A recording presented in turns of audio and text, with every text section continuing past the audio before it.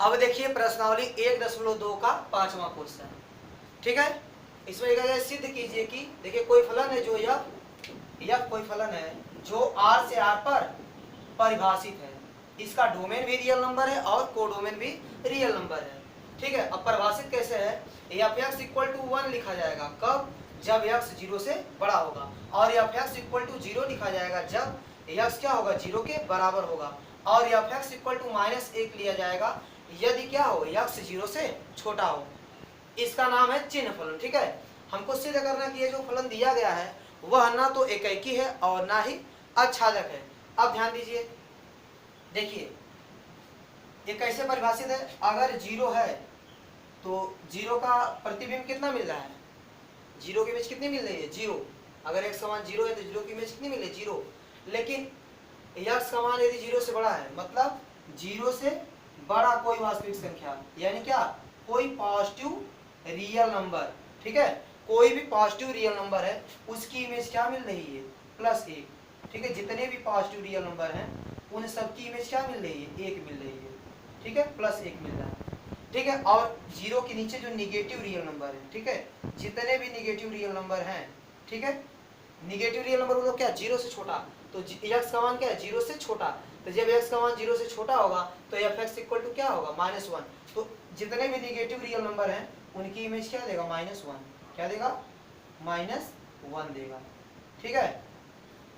अब देखिए पहले लोग सिद्ध करेंगे कि ये एकाकी नहीं है। कैसे एकाकी नहीं है, देखिए अब f1 का मान निकालिए, तो x का मान क्या है 0 से बड़ा, तो जब x का मान 0 से बड़ा होगा तो एफ एक्स इक्वल टू क्या लेंगे, एफ एक्स इक्वल टू 1 माना जाएगा, ठीक है। अब x का मान आप क्या ले रहे हैं 0 से बड़ा, तो f1 का मान कितना हो जाएगा, f1 का मान हो जाएगा 1, ठीक है। और f2 का मान क्या हो जाएगा, यहाँ भी x का मान क्या है 0 से बड़ा, तो फंक्शन यही लगेगा एफ एक्स बराबर 1, तो जब यहाँ 2 रखेंगे तो f2 का मान भी कितना मिलेगा 1 मिलेगा, सॉरी यहाँ क्या मिलेगा 1 मिलेगा। तो 0 से बड़ा कोई भी वास्तविक संख्या हो 1 2 3 4 5 या अन्य कोई वास्तविक संख्याएं हो पॉजिटिव वाली, ठीक है, उनकी इमेज क्या मिलेगी 1 मिलेगी। देखिए यह 0 से बड़े क्या है वास्तविक संख्याएं 1 और 2, इन दोनों की इमेज क्या मिल गई 1 मिल गई।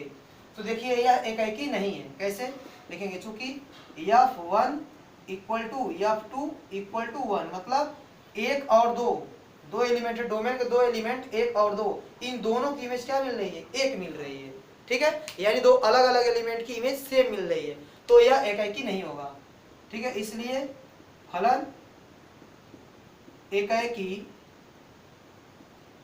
नहीं है, ठीक है, फलन एकाकी नहीं है।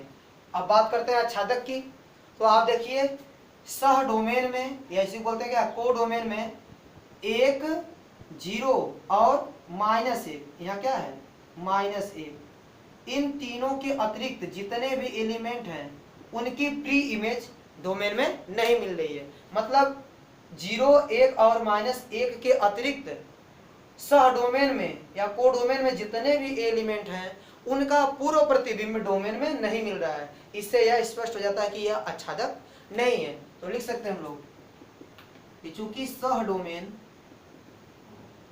डोमेन के अवयव कौन कौन 0, देखिए 1 लिखिए 1, 0, -1 के अतिरिक्त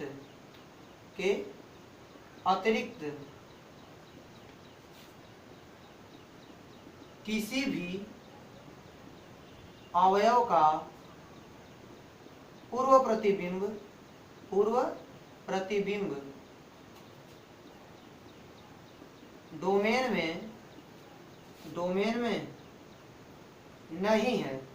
डोमेन में नहीं है, ठीक है। इसलिए फलन आच्छादक नहीं है, ठीक है। तो सिद्ध हो गया कि यह फलन एकाकी भी नहीं है और आच्छादक भी नहीं है। एकाकी क्यों नहीं, क्योंकि अलग अलग एलिमेंट की एक ही इमेज दे रहा है, ठीक है, तो एकाकी नहीं है। और आच्छादक क्यों नहीं है, क्योंकि 0 1 और -1 के अतिरिक्त किसी भी अवयव का पूर्व प्रतिबिंब डोमेन में नहीं है। इसलिए क्या सिद्ध हो गया कि यह आच्छादक भी नहीं है। तो यह फलन जो है वह एकाकी भी नहीं है और आच्छादक भी नहीं है। इस प्रकार क्वेश्चन नंबर 5 लग गया, ठीक है। आप लोग इसको लिख लेंगे, ठीक है। ये तो रफ पर कर लेंगे, समझने के लिए बनाया गया, ठीक है। आप इसको लिख लेंगे। अब देखिए, अब क्वेश्चन नंबर 6 क्या है, मान लीजिए कि a बराबर क्या है, जो समुच्चय a है उसमें कौन कौन से एलिमेंट है, 1 2 3, ठीक है, और जो समुच्चय b है उसमें एलिमेंट है 4 5 6 7, ठीक है, तथा यह देखिए 1 की इमेज 4 दे रहा है और 2 की इमेज 5 और 3 की इमेज 6, और यह क्या है, a से b पर परिभाषित एक फलन है, ठीक है। हमको सिद्ध करना है कि ये जो फलन है जो a से b पर परिभाषित है वह क्या है, एकाकी है। तो देखिए पहले आप इसमें देखिए डायग्राम बनाएंगे, ठीक है, यह देखिए a है और यह b।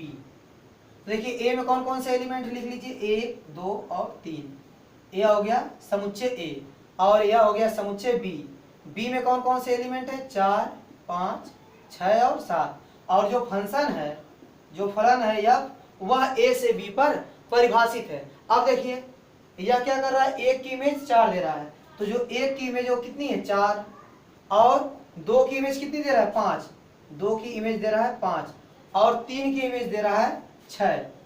देखिए इससे स्पष्ट हो जा रहा है कि यहाँ पर अलग अलग एलिमेंट का, देखिए डोमेन के अलग अलग अवयव का सह डोमेन बी में सर्वथा क्या होती है, अलग अलग इमेज प्राप्त होती है, ठीक है।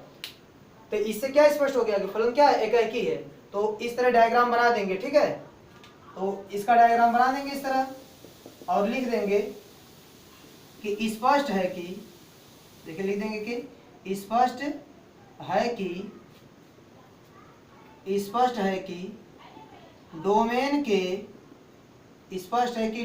के अलग अलग, ठीक है, डोमेन के अलग अलग अवयव का, या डोमेन के अलग अलग अवयवों का, ठीक है, या ऐसे स्पष्ट है कि डोमेन ए के अलग अलग अवयवों का सह डोमेन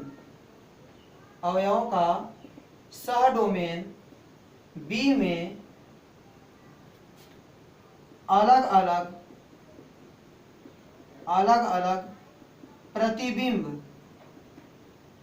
प्रतिबिंब है, ठीक है। स्पष्ट है कि डोमेन ए के अलग अलग अवयवों का, ठीक है, सह डोमेन बी में अलग अलग प्रतिबिंब है,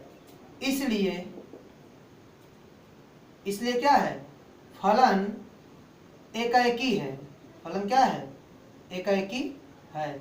तो सिद्ध हो गया कि डोमेन के अलग अलग अवयवों का सह डोमेन बी में क्या है, अलग अलग प्रतिबिंब है, इसलिए यह सिद्ध हो जाता है कि यह फलन क्या है, एकाकी है, ठीक है। इस प्रकार क्वेश्चन नंबर 6 लग जाएगा। आप इसको लिख देंगे, स्पष्ट है कि डोमेन ए के अलग अलग अवयवों का सह डोमेन बी में अलग अलग प्रतिबिंब है, इसलिए क्या है, फलन एकाकी है। तो क्वेश्चन नंबर 6 इस प्रकार लग जाएगा, ठीक है।